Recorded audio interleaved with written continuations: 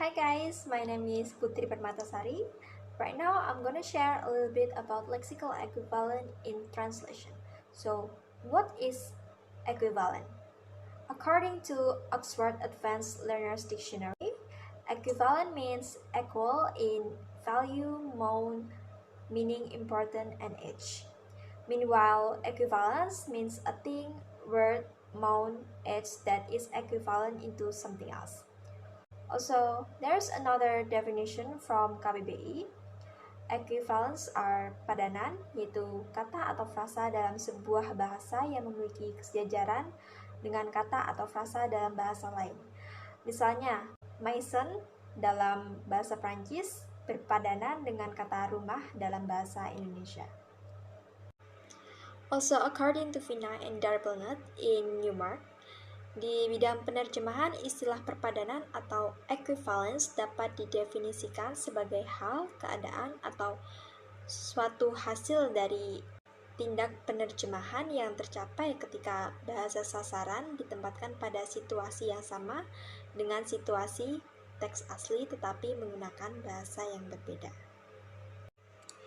Therefore, from the definition of equivalence, we can conclude that lexical equivalence is a translation method by translating lexical equivalently in the same context from one language into another language. Also, translation is concerned with word but not with words alone. Most of English words have more than one meaning. So, the best way how to know that equivalent of English word or English equivalent of Indonesian word will be through context. The meaning of a word is determined by a specific context which is it is used. Okay, so now I'm going to explain two types of lexical equivalent. The first one, lexical equivalent when concepts are shared. There are several options on this term. Number one, non-literal lexical equivalence. One word from source language into several number words of target language, and vice versa. For example, kue in bahasa Indonesia into cake in English. Also, teacher in English can be translated into guru in bahasa Indonesia.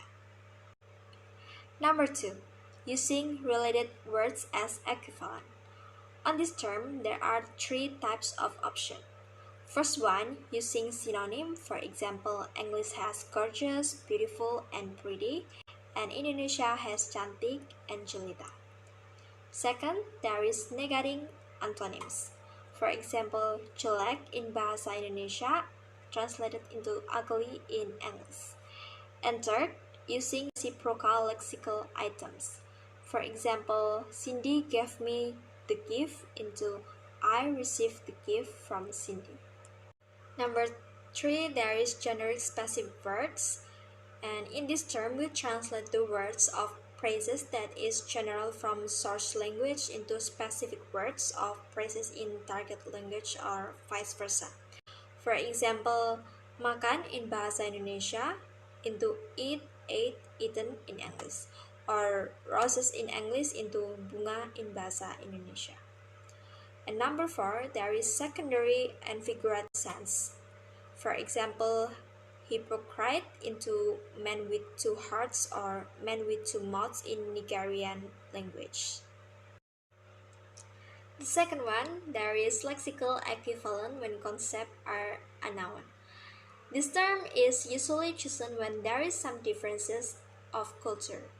Therefore, there are some solutions to deal with unknown source language concepts.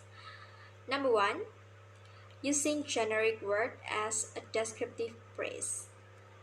For example, for from emphasize, see in English translated into flat butter in Eugenie. And for function emphasize, there is centurion translated in Mexico into man that commands 100 soldiers. Also, example for emphasizing both things.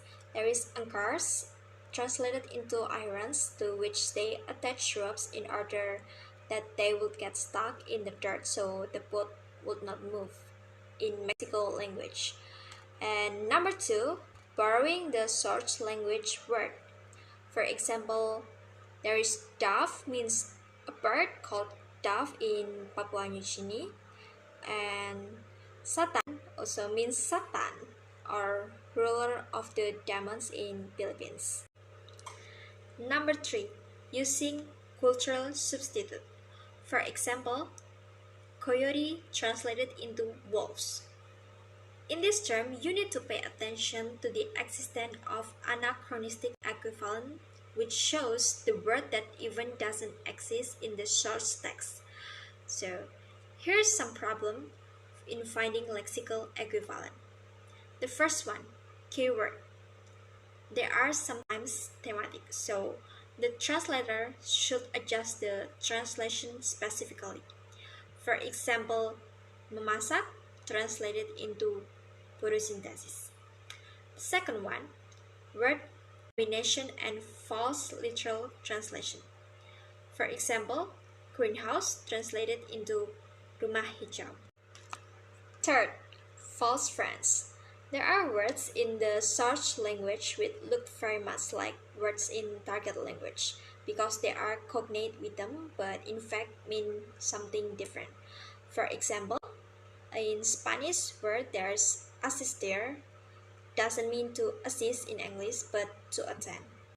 And yeah guys, that's all about me. Thank you very much for watching my video, and I hope you learn more about lexical equivalent in translation. And if you still don't understand, don't be shy to ask Google. No, I mean ask your teacher or ask your lecturer. And always like and subscribe my YouTube channel. See you in my next video.